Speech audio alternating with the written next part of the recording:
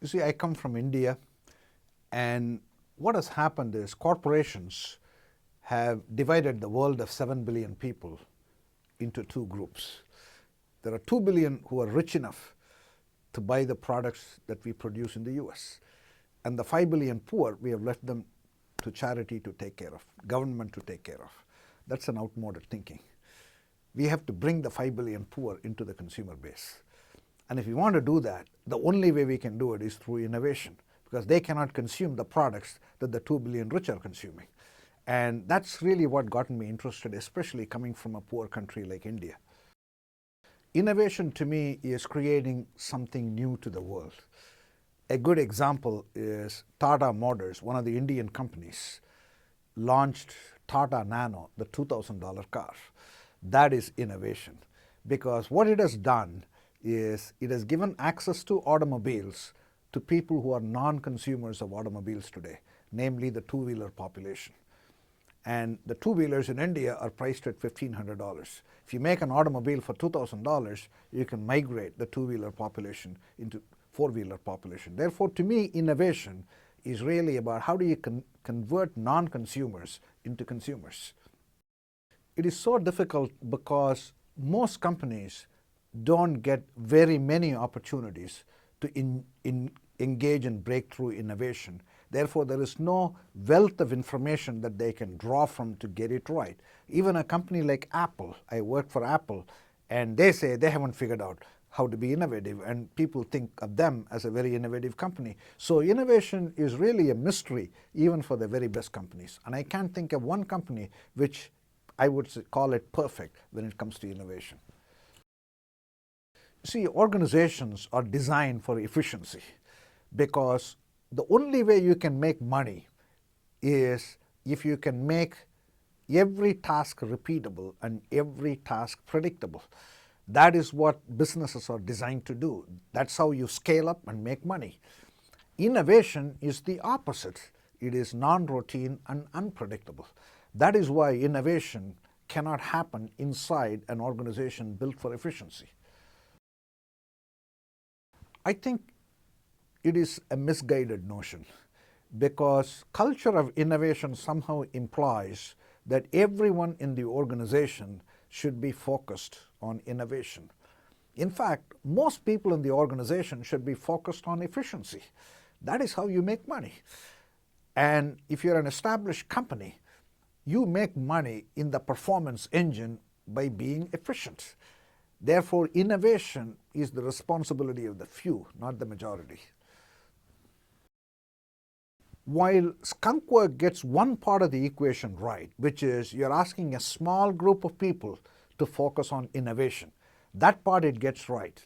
What it fails is the only way innovation can happen inside a large company is somehow if you can leverage the capability of the core business.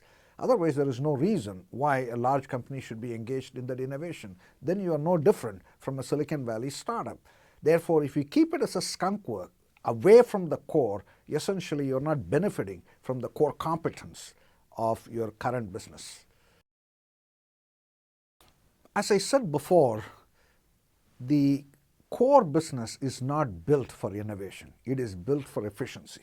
Therefore, we must create a dedicated team for innovation. If you're Tata Motors, you're creating a $2,000 car, you've got to have a dedicated team. And that dedicated team should be built as though it is a Silicon Valley startup. That means you should recruit people either from the outside or from the inside. You should have different performance metrics, different culture, different human resource policies, etc. Otherwise, it is not going to really be successful in innovation. You see, too often people mistake innovation for creativity. Innovation is not creativity. Innovation is commercializing creativity. It's making money with creativity. Creativity is about coming up with ideas, big ideas. $2,000 car, that's a big idea. iPhone, that's a big idea. But it takes a lot of people, a lot of effort over many, many years to bring that to fruition.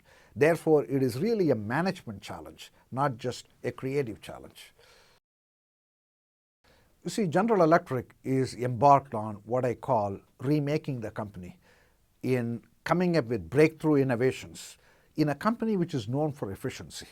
Therefore, GE is attempting to do something which most companies, in fact, I cannot think of a single company which has succeeded in doing, which is to simultaneously focus on efficiency and innovation. That was my big takeaway from my experience in GE as a chief innovation consultant for 2 years. You see, historically, multinationals innovated in rich countries like the US and sold those products in poor countries like India. Reverse innovation is doing exactly the opposite. It is about innovating in poor countries and bringing those products to rich countries. This may look counterintuitive. After all, it is perfectly logical to see why a poor man would want a rich man's product. Rich man has an automobile, poor man wants an automobile. But it is not that clear why a rich man would want a poor man's product. That's what reverse innovation is all about. And this is going to be one of the biggest mega opportunities in the next 50 years. I think there are 3 important principles organizations should keep in mind if they want to be successful in innovation. Principle number 1, you must create a dedicated team, as though it is a startup.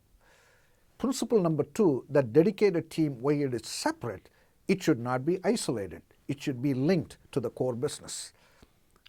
Principle number 3, you should have the dedicated team evaluate the performance of the dedicated team not on short-term financial results, but in their ability to test assumptions about the future. If a company can do these 3 principles right, the chances of success in innovation goes way up.